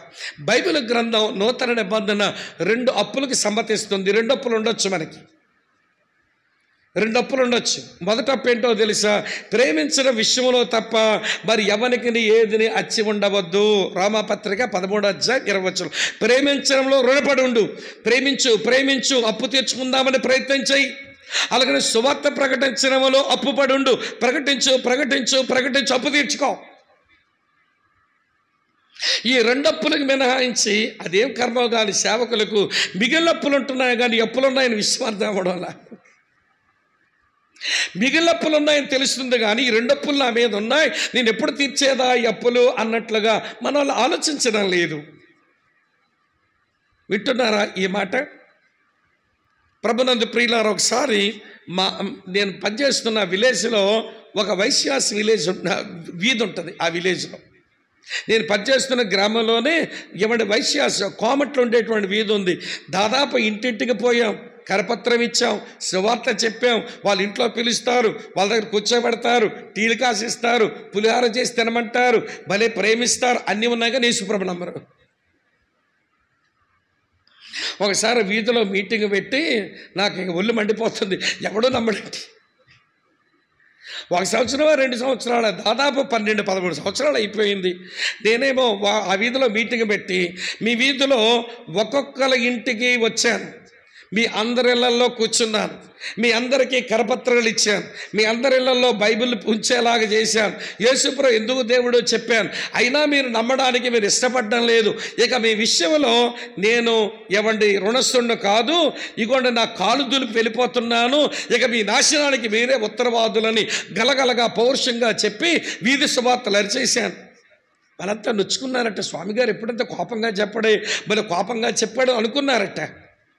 వాళ్ళ కోపంగా చెప్పానని వాళ్ళు అనుకోవడమో, వాళ్ళు బాధపడమో. తర్వాత నేను చెప్పిన తర్వాత ఇంటికి వస్తుంటే నా మనసులో నాకు ప్రశ్న వచ్చింది, మళ్ళీ గట్టిగా అరిచావే, నీ అప్పు తీర్చేసుకున్నానని అనుకున్నావే, మీ యొక్క నాశనానికి నీ ఉత్తరవాదిని కాదనన్నావే, ఏమేమి చేశావు చెప్పు అని లోపల వస్తే ఎవాల్యూషన్ మొదలైంది. ఏమేమి ఇచ్చాను? కరపత్రం ఇచ్చాను, బైబిల్ ఇంట్లోకి ఇచ్చాను, ఇంట్లోకి వచ్చిన వాక్యం చెప్పాను, కొన్ని బైబిల్ మంచి సాక్ష్యాలు కలిగిన పుస్తకాలు ఇచ్చాను. అప్పుడప్పుడు ఎవరైనా కొత్త సేవకులు వస్తే వాళ్ళ ఇంటికి ఇళ్ళకి తీసుకుని వెళ్తే వాళ్ళ ఇళ్ళలోకి వచ్చే ప్రార్థనలు చేయించాను. ఇవన్నీ నా మనసులో నేను లెక్కలు వేసుకుని ఇన్ని చేశాను కదా, ఒకడో మారలేదు అందుకే గట్టి చెప్పానని నన్ను సమర్థించుకుంటే లోపల చిన్న స్వరం నాకు వినబడతా ఉంది, ఈ ఇన్ని ఇళ్లల్లో ఎంత గట్టిగా అరిచావు కదా, ఇన్ని ఇళ్ళు కొరకు ఏడ్చుంటావు.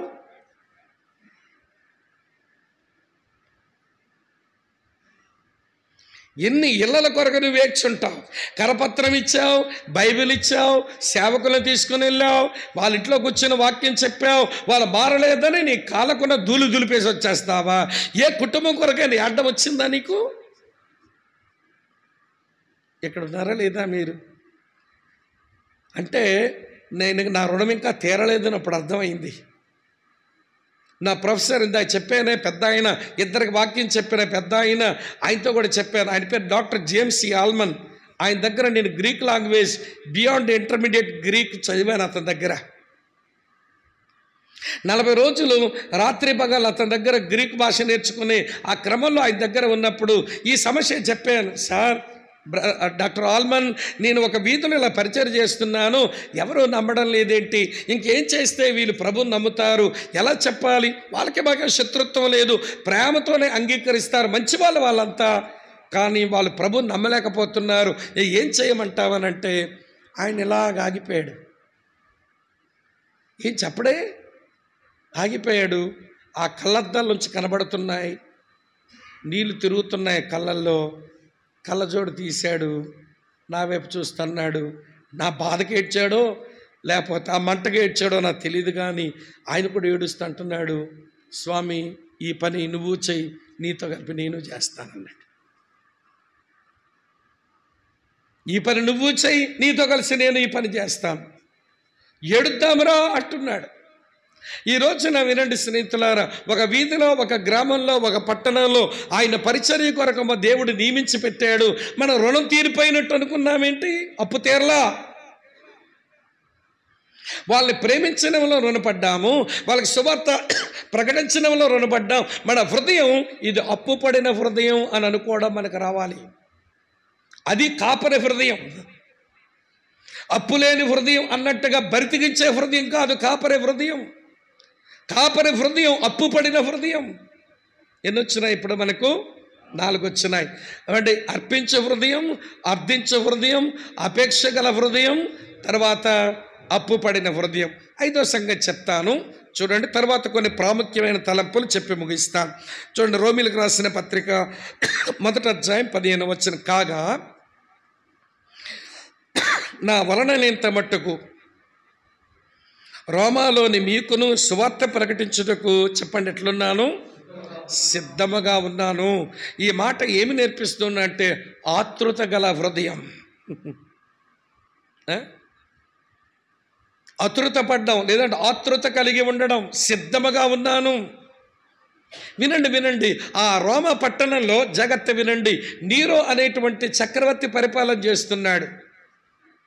వాడా అక్కడ దుర్మార్గుడు, క్రైస్తవులను భయంకరంగా హింసించి చంపేస్తున్నాడు. క్రైస్తవ్యం అంటే ద్వేషం, క్రైస్తవుడు అంటేనే ద్వేషం. అటువంటి వాడు ఆ నీరో అక్కడ ఉంటుండగా మీ మధ్యకు వచ్చి, నీరో ఉంటుండగానే మీ మధ్యకు వచ్చి మీకు సువార్త ప్రకటించడానికి నేను సిద్ధముగా ఉన్నాను అన్నాడు. ఆతృత గల హృదయం. అలాంటి ఆతృతతో ఆయన పనిచేశాడు కాబట్టి ఏమంటే తిమోతితో చెప్తాడు ఈ మంచి మాట. చదువుతున్నాను చూడండి, పౌలు తిమోతికి చెప్పిన ఈ మాట మీ కొరకు చదువుతాను. తిమోతికి రాసిన 2వ పత్రిక 4వ అధ్యాయం చదువుతున్నాను చూడండి ప్రియులారా. 2వ వచనం, తిమోతికి రాసిన 2వ పత్రిక 4వ అధ్యాయం 2వ వచనం, వాక్యమును ప్రకటించుము, సమయమందును అసమయమందును, చెప్పండి, సిద్ధముగా ఉన్న హృదయానికి ఇది సమయం, ఇది అసమయం అని ఉండదు. రెడీ హార్ట్కు సమయమని అసమయమని ఉండదు. వినండి ప్రియులారా, ఏ చిన్న అవకాశం దొరికితే ఆ చిన్న అవకాశాన్ని ఆ హృదయం వాడుకుంటుంది. నేను చాలా కాలం కిందట ఓ స్టోరీ చదివాను. ఆంధ్ర క్రైస్తవ కీర్తనల పాటల పుస్తకంలో, దైవాత్మ పారిశుద్ధుడ దారాల ప్రేమను దండీగా నిచ్చి మమ్మును దయం దీవించము. చాలా అర్థవంతమైన పాట. ఆ పాట ఒక యవనస్తుడు పాడుకునే పాట. ఆ యవనస్తుడి పాట పాడిన తర్వాత తన సాక్ష్యాన్ని చెబుతూ ఉండేవాట ఎక్కడికి పోయినా. 18వ శతాబ్దంలో తెలుగులో తర్జుమా చేశారు. ఇంగ్లీష్ పాట తెలుగులో తర్జుమా చేశారు. ఏమిటి ఆయన సాక్ష్యం అంటే, ఆయన ప్రియులారా ఒక షిప్లో ప్రయాణం చేస్తున్నట్ట. తనతో పాటు చాలామంది క్రైస్తవులు కూడా షిప్లో ఉన్నారు. గాలి తుఫాను సముద్రం మీద రేగింది. అది కొట్టుకుని పోతుంటే మంచు పర్వతాలు గుద్ది వాడేమో పగిలిపోతుందని కెప్టెనే తెలిసి అనౌన్స్ చేశాడట, నేను కంట్రోల్ చేయలేకపోతున్నాను, కాబట్టి ఎవరికి దొరికిన సేఫ్ బోట్లో వాళ్ళు దూకేసేయండి, మన వాడ పగిలిపోయేలాగుంది అని చెప్పినాడు. సరే, షిప్లో ఉన్న వాళ్ళంతా కూడా ఏమంటే సముద్రంలో దూకేశారు. కొంతమంది అలా తప్పించుకొని పారిపోతూ ఉన్నారు, ఏమంటే కొట్టుకుపోతూ ఉన్నారు. ఈ యవనస్తుడు కూడా అందులో ఉన్నాడు. ఈయన కూడా దూకినాడు. ఈయనకేమో సేఫ్ బోట్ దొరకలా, ఈదుతున్నాడు. చాలామందికి సేఫ్ బోర్డ్స్ దొరకలా. అందులో ముసలాయనకి కూడా సేఫ్ బోర్డు దొరకలేదట. కానీ ముసలోడు కూడా పండు ముసలివాడు, అతను కూడా కొంచెం కష్టపడి ఏదో ఈదడానికి ప్రయత్నం చేస్తున్నాడు. ఈ యవనస్తుడు కూడా ఈత్తా ఉన్నాడట. ఈత్తు ఉంటుంటే ఈ ముసలివాడు కొంచెం యవనస్తుని చూసి ఒక నవ్వు నవ్వాడట. యవనస్తుడికి గడిపి ఈ ముసలోడికే మైదా రోగం, సావబోతుంటే నవ్వు వస్తుంది ఇతగాడికి ఈ టైంలో అనుకున్నట్ట. ఆ ముసలాయన అంటున్నాడు, young boy, Jesus loves you అన్నాడట. అనగానే ఈ ముసలాడు చెప్పిన మాట విని యవనస్తుడు చాలా కోపం వచ్చింది. అరే, సేఫ్ బోట్ దొరకలేదు, తుఫాను, పైనుంచి వర్షం పడుతుంది, సముద్రం అంత అల్లకొల్లోలంగా ఉంది, ఇప్పుడు యేసుని ప్రేమిస్తున్నాడు అంటున్నాడేంటి అని కొంచెం నొచ్చుకున్నాడట. మళ్ళీ ఆ కెరటాల్లో కొంచెం ఇటు కదిలిన తర్వాత మళ్ళీ కొంచెం దగ్గర రాగానే ఈ ముసలాయన చూసి అన్నాడట, young boy, Jesus died for you అన్నాడు. యేసు నీ పాపాల కొరకు చనిపోయినాడని చెప్పినాడట. యవనస్తుడికి అర్థం కావడంలా. మళ్ళీ కొద్దిసేపు అయిన తర్వాత ఇక ముసలాయన ఈత కొట్టడానికి సామర్థ్యం పోయింది, ఇక మునిగిపోయేలాగున్నాడు. అప్పుడు యవనస్తుని చూసి అంటున్నాడట, young boy, accept Jesus Christ as your saviour అంటూనే అలాగ మునిగిపోయాడు. యేసు ప్రభుని రక్షణకు అంగీకరించవయ్యా అంటూ అలాగ మునిగి చచ్చిపోయినాడు. తర్వాత యవనస్తుడికి ఎట్లో తన ప్రాణం కాపాడబడింది. బయటకు వచ్చాక బైబిల్ తెప్పించుకొని చదివి యోహాను సువార్త 3:16 ధ్యానం మీద అతని జీవితం మారిపోయింది. ఆయన ఎక్కడికి వెళ్ళినా అతను చెప్పే సాక్ష్యం ఏంటో తెలుసా? A sinking saint lifted me up అని చెప్తాడు. ఒక మునిగిపోతున్న పరిశుద్ధుడు నా జీవితాన్నట్లా పైకి లేపాడు అని సాక్ష్యం చెప్పి కథంతా చెప్పేవాట. ఈ కథంతా నేనెందుకు చెప్పానంటే, చచ్చిపోయే ముందు సముద్రంలో ఇటు అటు ఊగిసలాడుతున్నప్పుడు ప్రాణాపాయ పరిస్థితి దేవుని వాక్యం చెప్పడానికి అది అనుకూలమైన సమయమేనా?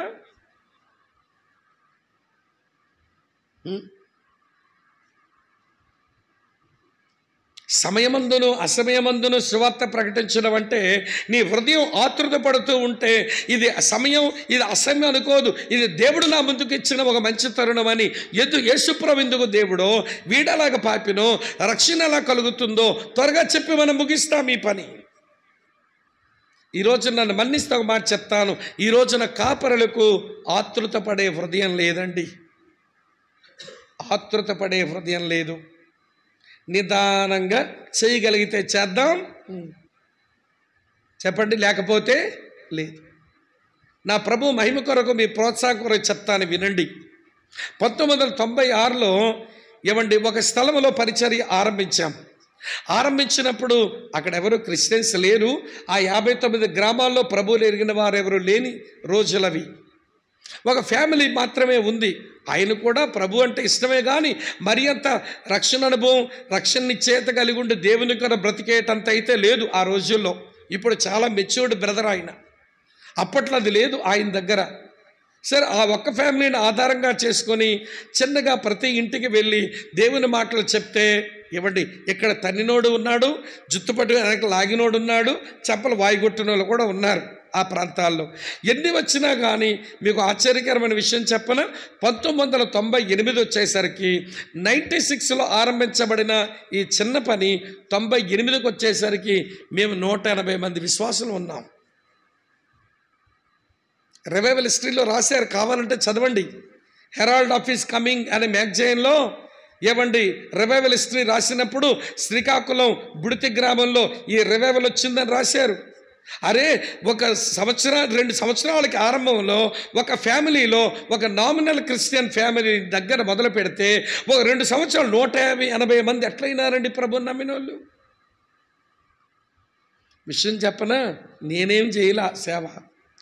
మా వాళ్ళందరం ఒకటి అనుకున్నాం, ఏంటనంటే మన భుజం దాటి వెళ్ళిపోతున్నవాడు ఎవడైనా కానీ యేసు ప్రభు దేవుడు నీ పాపాల కొరకు చనిపోయినాడు, నమ్మితే నీకు పాపక్షమాపణ అనే విషయం మనం చెప్పకుండా ఆడు దాటడానికి వీల్లేదు అనుకున్నాం ఆ రోజుల్లో. ఇప్పుడు ఆ కమిట్మెంట్లు లేవు, కొత్త తరం వచ్చిందిగా. ఆ తరం అలాగే పనిచేశారండి అందరూ. అన్న నా పక్క నుంచి వెళ్ళిపోతున్నాడు చెప్పానని సువార్త, వాళ్ళ ఇల్లు పలానా దగ్గర ఉంది, కొంచెం ఆసక్తిగా ఉన్నాడు, మీరు వస్తే బాగుంటుందంటే నా పనింటో తెలుసండి, సోమవారం నుంచి మళ్ళీ లక్షవారం వరకు నా పని వీళ్ళు ఎవరెవరితో మాట్లాడారో వాళ్ళ దగ్గరికి వెళ్ళి కలవటమే. వాళ్ళ పని మనుషుల్ని కలవటం, నా పని వాళ్ళు కలిసిన మనుషులు నేను కలవడం. వెళ్ళిన తర్వాత వాళ్ళు మరికొంచెం చెబితే మందిరానికి ఆహ్వానిస్తే వచ్చేసేవాళ్ళు, ప్రేమగా వచ్చేవాళ్ళు. వాక్యం విని ఎదిగిన వాళ్ళు ఉన్నారు, ఇవ్వండి బాగా మంచి సత్క్రైస్తవులుగా మారిన వాళ్ళు ఉన్నారు ఆ రోజుల్లో ఉన్నవాళ్ళు. నేను మాట ఎందుకు చెప్పానంటే, సేవకులమైన మనకే ఆత్రుత లేకపోతే ఇక మనకి ఏమొస్తుంది? మనం ఒక పెద్ద తాబేలు, మన సంఘ విశ్వాసులంతా పిల్ల తాబేళ్ళు. మనం పెద్ద తాబేలు, ఏమండి అడుగులు అడుగేసుకుంటే నిదానంగా ఏదో అయితే చేద్దాం, లేకపోతే లేదు. మన వెనకాల ఉన్న సంఘస్థులంతా కూడా పిల్ల తాబేళ్ళు. ఎవరో కుందేళ్ళు కనబడడం లేదు, ఎవరో జంకలు కనబడడం లేదు. నేను ఎవరిని తప్పుపట్టడం లేదు, కానీ సేవకునిగా దేవునికి ఇష్టమైన కాపరగా నువ్వు నియమించబడితే ఏది నీ ఆతృత పడే నీ హృదయం సువార్త పరిచర్య కొరకు, సంఘ స్థాపన కొరకు, విశ్వాసుల క్షేమాభివృద్ధి కొరకు, విశ్వాసులను స్థిరపరచడం కొరకు, విశ్వాసులను శిష్యులుగా చేయడం కొరకు, శిష్యులు నాయకులుగా చేయడం కొరకు ఆతృత. ఏం చేయగలమా, ఎలాగ ముందు తీసుకుని వెళ్ళగలమా? ఆ ఆతృత అనేది మన యొక్క వ్యక్తిగత జీవితంలో అవసరం. ఎండోస్కోప్ అవుతుందా లేదా? మిషన్ కొంచెం కిందకి దించండి, ఎండోస్కోప్ చేయండి. ఇది అర్పించే హృదయమేనా? ఇది అర్థించే హృదయమేనా? ఇది అపేక్ష గల హృదయమేనా? ఇది ఆతృత పడే హృదయమేనా? వింటున్నారు? ఇది అప్పుపడ్డ హృదయమేనా? ఎలాంటి హృదయంతో నేను కాపరిగా ఉన్నాను? ఓ కాపరులారా, నేను సంఘ కాపరిని, నేను ఇలాంటి హృదయంతో నేను సేవ చేశాను. ఇది పౌలన్న తన హృదయాన్ని మన ముందుంచిన విషయాలు. ఇప్పుడు చెప్తాను, 2-3 తలంపులు చెప్పి ముగిస్తాను, వినండి. ఇలాంటి హృదయం కలిగి ఉన్నాడు కనుకనే హృదయంలో ఏమొస్తాయో తెలుసా? ఆశలు పుడతాయి. హృదయంలో ఏం పుడతాయి? ఆశలు పుడతాయి. వినండి, అర్పించే హృదయం కలిగిన ఈ పౌలు, అర్థించే హృదయం కలిగిన పౌలు, అపేక్ష గల హృదయం కలిగిన పౌలు, అప్పుపడిన హృదయం కలిగిన పౌలు, ఆతృత పడే హృదయం కలిగిన పౌలు, భలే మంచి ఆశలు ఉన్నాయండి ఆయనకి. సేవకులైన అన్నయ్యలు, అలాగనే చల్లాయిలు, అక్కలు వినండి, మనకు ఆశలు ఉండాలి. ఆశలు ఎప్పుడూ మంచివే. ఆశలు మనల్ని బ్రతికిస్తాయి. ఆశలు ఏం చేస్తాయి? బ్రతికిస్తాయి. అయితే దురాశలు దుస్సమా, దురాశ ఎదుటోళ్ళని చంపేస్తుంది. మనం దురాశ కలిగిన వాళ్ళమైతే ఎదుటోళ్ళని చంపేస్తాం. ఆశలుంటే మనం బతుకుతాం, దురాశలుంటే ఎదుటోళ్ళని చంపేస్తాం. అత్యాశలుంటే మనం చస్తాం. ఆశ ఉంటే బతుకుతాం, దురాశ ఉంటే ఎదుటోళ్ళని చంపుతాం, అత్యాశ ఉంటే మనం చేస్తాం. కాబట్టి దురాశ వద్దు, అత్యాశ వద్దు. హృదయం మంచిదైంది కాబట్టి అందులోంచి మంచి ఆశలు పడతాయి. ఇప్పుడు పౌలు ఒక దేవునికి ఇష్టమైన, దేవుని చేత నియమించబడిన ఒక మంచి హృదయం కలిగిన కాపరగా ఎలాంటి ఆశలతో బ్రతికాడో వరుసగా లిస్ట్ ఇస్తాను. ఇక్కడ కూర్చున్న సంఘ కాపరులో ఎలాంటి ఆశలతోనే సేవ చేస్తున్నామా, ఎలాంటి హృదయమే కలిగి ఉన్నామనేది ఆలోచించుకొని ప్రార్థన చేసుకుని త్వరగా మన కూడికను ముగిద్దాం. అందరూ ఒకసారి ఫిలిప్పీలకు రాసిన పత్రిక పెట్టుకోండి. ఫిలిప్పీ పత్రికలో భక్తుడు చెప్పినంతగా ఇక ఏ పుస్తకంలో కూడా తన కోరికల గురించి చెప్పలా, తన ఆశల గురించి చెప్పలా. రండి, ఫిలిప్పీలకు రాసిన పత్రిక మొదటి కోరిక లేదా మొదటి ఆశ, మొదటి ఆశ 3వ అధ్యాయం 10-11 వచనాలు చూడండి. ఏ విధము చేతనైనను మృతులలో నుండి నాకు పునరుత్థానం కలగవలనని, ఆయన మరణ విషయములో సమాన అనుభవం గలవాడనై ఆయనను, అనగా ఆయన పునరుత్థాన బలమును ఎరుగు నిమిత్తమును, అండర్లైన్ చేయండి ఈ మాట, ఎరుగు నిమిత్తమును అనే మాట. ఆయన శ్రమలో పాలివాడునొకటి ఎట్టుదో ఎరుగు నిమిత్తమును, ఈ మాట కూడా అండర్లైన్ చేయండి. సమస్తమును నష్టపరుచుకొని వాటిని పెంటతో సమానంగా ఎంచుకున్నాను. ఎరుగు నిమిత్తము, ఎరుగు నిమిత్తం. ఇక్కడ పౌలు యొక్క ఆశ ఏంటో తెలుసా? ఐ మే నో హిమ్, ఆయనను ఎరగాలని ఆశ. ఏంటండి?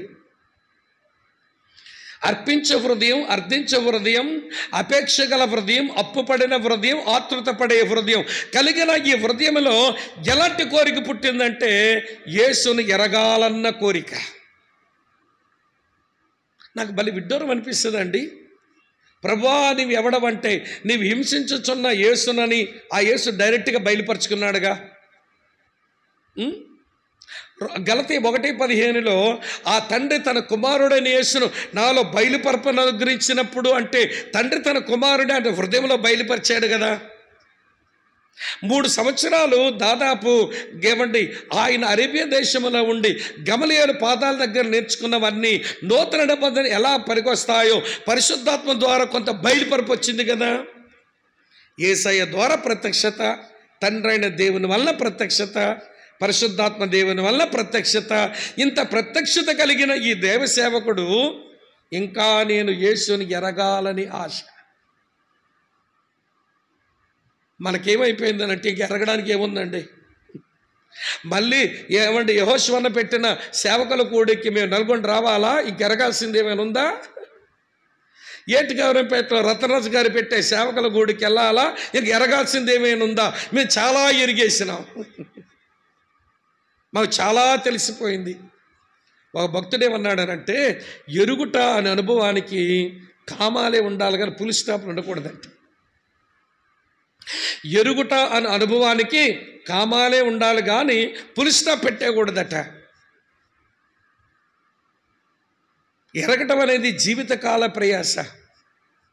మేము మధ్య పాస్టర్స్ కాన్ఫరెన్స్ చేసాం ఈస్ట్ గోదావరిలో. వింటున్నారా లేదా? ముగించేస్తాను త్వరగానే. ఈస్ట్ గోదావరిలో కాన్ఫరెన్స్, పాస్టర్స్ కాన్ఫరెన్స్ చేస్తున్నాం. చాలా మంచి కాన్ఫరెన్స్ జరిగింది. దేవుడు చాలామంది సేవకులు తీసుకుని వచ్చాడు. మంచిగా వాక్య సందేశాలు వినబడ్డాయి. నేను మరొక అన్నగారు మేమిద్దరం అక్కడ వాక్య పరిచర్య అందించినాం. అక్కడ నుంచి మరొక ఊరికి వెళ్ళాం. అక్కడ కూడా 2 రోజులు పాస్టర్స్ కాన్ఫరెన్స్ చేయాలి. వెళ్ళగానే ఆ ఇంతాలో కంటే ప్రోగ్రాం కండక్ట్ చేస్తున్న సేవకుని యొక్క భార్య సిస్టర్ గారు ఆమె అన్నగారిని అడిగింది, అన్న ఆయన వచ్చాడా అని. అంటే అక్కడ ఒక సేవకుని గురించి అడుగుతుందన్నమాట ఈమె. ఆమెకి ఎందుకబ్బా ఇంత శ్రద్ధ అంటే ఈ చర్చిలో ఉన్న అమ్మాయిని అబ్బాయికి ఇచ్చి పెళ్లి చేయించింది అక్క. ఆ అమ్మతో అతగాడు సరిగా ఉండడం లేదని పాపం ఈ చర్చి అమ్మాయి కంప్లైంట్ చేస్తుంది. అమ్మగారు, నా బతికేలాగా అయిపోయింది, ఇతగాడు పెళ్లి చేసుకోమని నాకు తొందర చేశారు, ఇతగాడు పాస్టరా, ఏం పాస్టర్ అని ఆవిడైతే కంప్లైంట్ చేస్తుందట. అందుకని ఈవిడ పట్టించుకొని అన్న పాస్టర్స్ మీటింగ్కి వచ్చాడా అని అడిగింది. రాలేదమ్మా, నేను 2 రోజులు ఉన్నాను, స్వామి బ్రదర్ అక్కడే ఉన్నాడుగా, మేమిద్దరం అతను తెలిసిన వాళ్ళమే కానీ రాలేదమ్మా అని చెప్పినారు. ఈయన మాకు టిఫిన్ పెట్టి ఫోన్ పట్టుకుని వెళ్ళి అక్కడికి వెళ్ళి ఫోన్ చేస్తుంది. ఫోన్ చేసి అడిగింది ఆయనకి, ఏమండి స్వామి గారు ఈ బ్రదర్ వచ్చారు కదా ఇక్కడికి, మీరు వచ్చి వాక్యం వినొచ్చు కదా, ఎందుకు మీరు వెళ్ళలేదు అని అడిగితే అతగాడు అంటాడు, నా గురించి కాదులేండి ఆ అన్నగారి గురించి అంటాడు, ఆయన నాకు 16 సంవత్సరాల నుంచి తెలుసు, ఇంక నేర్చుకోవడానికి ఏముంది?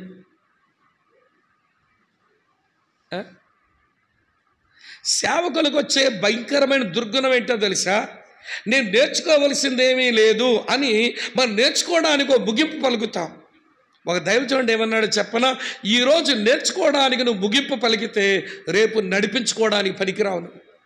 నీ జీవితాన్ని నడిపించుకోలేవు, నీ కుటుంబాన్ని నడిపించుకోలేవు, నీ సంఘాన్ని నడిపించుకోలేవు. కనుక ఈరోజు నేర్చుకోవడం ఆగిపోతే రేపు నడిపించుకోవడంలో ఫెయిల్ అయిపోతుంది. If you stop learning today, tomorrow you will fail in leading అన్నాడు.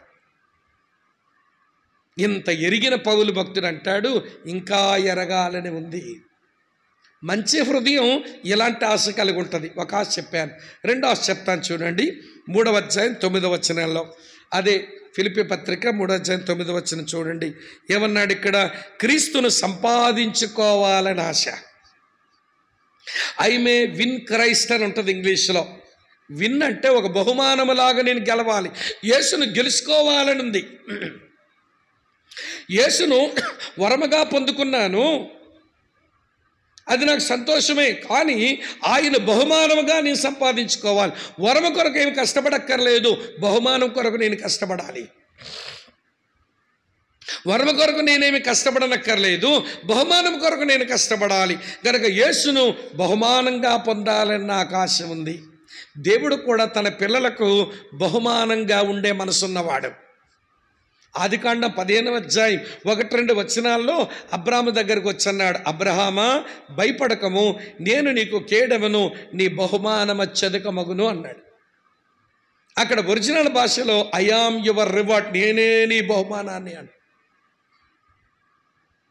ఒక సేవకుడు దేవుణ్ణే బహుమానంగా సంపాదించుకోవాలి. అపోస్తలుడైన పౌలు అంటాడు, నేను యేసును సంపాదించుకోవాలి, ఆయన బహుమానముగా నేను యేసును గెలవాలనే ఆశ నాకు. ఇది రెండో కోరిక. మంచి హృదయం నుంచి మంచి కోరికలు పుడతాయి.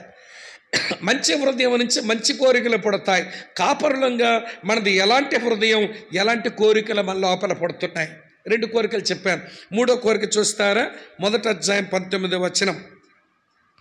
మొదటి అధ్యాయం 19వ వచనం. మరియు నేను ఏ విషయములోనూ సిగ్గుపడక ఎప్పటి వలనే ఇప్పుడును పూర్ణ ధైర్యముతో బోధించడం వలన నా బ్రతుకు మూలంగా అయినా సరే, చావు మూలంగా అయినా సరే, క్రీస్తు నా శరీరమందు గణపరచబడున నేను మిగులు అపేక్షించచ్చు అన్నాడు. నా ఆశ ఏంటో తెలుసా? నా బ్రతుకు మూలంగా అయినా సరే, నా చావు మూలంగా అయినా సరే యేసు ప్రభు గణపరచబడాలి. అంటే అర్థం, ఐ మే మ్యాగ్నిఫై క్రైస్ట్. నేను ఒక భూతద్దములాగా మారిపోయి, ఎట్లా మారిపోయి?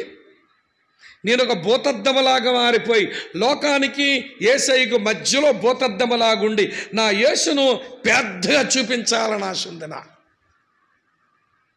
ఏంటండి? నా యేసును పెద్దగా అదే గణపరచబడే మాట తెలుగులో ఉంది. ఇంగ్లీష్లో ఐ మే మ్యాగ్నిఫై హిమ్. ఆయన పెద్దగా చూపించాలని ఆశ నాకుంది. పెద్దగా చూపించాలని ఆశ ఉంది. ఈరోజు సేవకులకు ప్రతి వారి లోపల ఉండవలసిన బలమైన కోరికలు ఇవై ఉండాలి. ఇలాంటి ఆశలు మనకు రావాలి. హృదయం సరైనదైతే ఆశలు సరైనవిగానే ఉంటాయి. మరి ఇది మూడో కోరిక. ఎక్కువ చెప్పలేను, నాలుగోది చెప్తాను రండి. నాలుగోది ఏంటనంటే, అదే ఫిలిప్పీలకు రాసిన పత్రిక 3వ అధ్యాయం 9వ వచనంలో తరువాత భాగం 3:9 చూడండి. క్రీస్తునందలి విశ్వాస మూలమైన నీతి, అనగా విశ్వాసమును బట్టి దేవుడు అనుగ్రహించి నీతి గలవాడనై ఆయన యందు అగుపడు నిమిత్తమును అన్నాడు. నేను యేసులోనే కనబడాలని ఆశ. యేసుకు బయట కనబడితే నేను హింసకుడుగా, హానికరుడుగా, దోషకుడుగానే కనబడతాను. నేను యేసులో కనబడితే నేను నీతిమంతునిగా, పరిశుద్ధునిగా నేను కనబడతాను. దేవునికైనా మనుషులకైనా యేసుకు మినహాయించి నేను కనబడితే నేను పాపాత్ముడుగానే కనబడతాను. అందుకే నా ఆశ ఏంటో తెలుసా? నేను యేసులోనే తండ్రికి కనబడాలి, యేసులోనే నేను మనుషులకు కనబడాలి. దేవునికి ఇష్టమైన కాపరులారా, ఇవేనా మన కోరికలు? యేసుని ఎరగాలని ఆశ, యేసుని గెలవాలని ఆశ, యేసుని పెద్దగా చూపించాలని ఆశ, యేసులో కనబడాలని ఆశ. 4 ఆశలు వచ్చేసినాయి. 5వ ఆశ చూపిస్తాను రండి. 3వ అధ్యాయం 9 దాకా చెప్పానుగా. మొదటి అధ్యాయం 23వ వచనం చూడండి. ఈ రెండిటికి మధ్యను ఇరుకున పడి ఉన్నాను. నేను వెడలిపోయి క్రీస్తుతో ఉండవలనని నాకు ఏమున్నది? ఆశ ఉన్నది. నా ఆశ ఏంటో తెలుసా? నేను యేసుతో ఉండాలని ఆశ. To be with Christ. యేసు ఎక్కడున్నాడో అక్కడ యేసుతోనే ఉండాలని నాకు ఆశ ఉంది. ఒకవేళ భూమి మీద ఉండవలసి వస్తే మీ రక్షణ కొరకు, మీకు సేవ చేయడం కొరకు బతుకుతాను, పర్వాలేదు. కానీ నేను చావవలసి వస్తే నేను త్వరగా చచ్చిపోయి నేను యేసుతో ఉండాలని ఆశ. నేను సేవకుల మీటింగ్లు అన్నాను, ఈ ప్రపంచంలో త్వరగా చావాలని ఆశ ఎవరికి ఉండాలంటే సేవకుడికే ఉండాలన్నాను. సేవకు వచ్చిన కాపర్లు గుల్లిమండిపోతుంది. శుభం కొర్రా పెళ్ళికొడుకు అంటే పందిట్లో బోడి పిల్ల అన్నట్టు మేమేదో వాక్యం వినడానికి వస్తే త్వరగా చావాలని ఆశ ఉండాలంటాడేంటి అని వాళ్ళు నొచ్చుకున్నారట. నేను మాట చెప్పన్నాను, త్వరగా చావాలని కోరిక మనకే ఉండాలి, త్వరగెళ్ళి ప్రభుత్వం ఉండాలని తపన మనకే ఉండాలి అని చెప్పే ప్రియమైన స్నేహితులారా, ఈ తపన, ఈ కోరిక లేకపోతే మనం సరిగా భూమి మీద సేవ చేయటం లేదు, సిద్ధపడడం లేదు. కాబట్టి మనం చచ్చిపోదాం త్వరగా. చచ్చిపోవడానికి ఎలా చచ్చిపోదాం ముందే తేల్చండి అన్నాను. ఎలా చావాలనుకుంటున్నావు? How do you will die అన్నాను. అనేసరికి ఏమంటే విశ్వాసులు బాగా తీసుకున్నారు వాక్యం. కానీ ఈ సేవకులకి ఏమొచ్చిందో మైదార్ రోగం కానీ ఎంతలో పెట్టుకున్నారు కోపం అంట. అందులో ఒక ఆయన చన్న నీ ప్రసంగం భలే నొప్పి కలిగించిందట, సేవకులకి భలే బాధపడుతున్నారన్నాడు. ఏం తమ్ముడు, ఏం తప్పు చెప్పాను అన్నాను. ఏమన్నా ఎలా చావాలనుకుంటున్నావు? సేవకుడైతే త్వరగా చచ్చిపోవాలన్నావు. పోనీ నేను అడగను, మిగిలిపోతారా? పోనీ ఎలా చావాలనుకుంటున్నాను అడగనండి, మిగిలిపోతారా? అరే, ప్రభు దగ్గర ఉన్న భాగ్యం, ఆ పరలోకపు వైభవం అన్నీ ఎరిగిన మనం త్వరగా చచ్చిపోవాలని వెళ్ళాలని మనకే లేకపోతే సామాన్యమైన విశ్వాసులకు నేను వెడలిపోయి ప్రభువుతో ఉండాలని నాకు ఆశల స్థాయికి ఎప్పుడు వస్తారండి సామాన్య విశ్వాసులు? మొన్ననే మా మందిరంలో ఒక సహోదరుడు చనిపోయినాడు. మేము మందిరం కట్టిన దగ్గర నుంచి నాకు తెలిసి ఏవో డబ్బులు ఎంత అయినాయి అంత అయ్యాయంటే ఇవ్వడమే తప్ప నేను ఏ రోజు కూడా లెక్కలు అడగలేదు ఆయన్ని. అంత నమ్మకస్తుడు బ్రదర్. పంచి కట్టుకోవడమే సరిగా రాదు, నల్లగా ఉంటాడు పాపం.